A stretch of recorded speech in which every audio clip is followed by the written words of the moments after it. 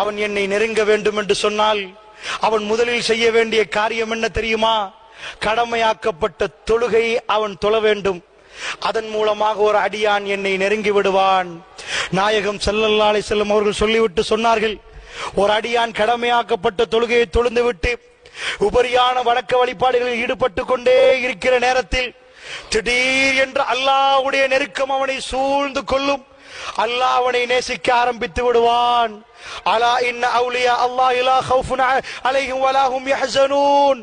அல்லாஹ்வுடைய நேசராக அவர் மாறிவிட்டால் அவருக்கு எந்த பயமும் எந்த கவலையும் இந்த உலகத்தில் இருக்காது. அல்லாஹ்வுடைய நல்லடியார்களே, ஒரு அடியானுக்கு அல்லாஹ்வுடைய நேசம் எப்பொழுது வருமாம்? அவன் கடமையான தொழுகையை நிறைவேற்றணுமாம். அப்பொழுது அடியான் அல்லாஹ்வை நேசிப்பானாம்.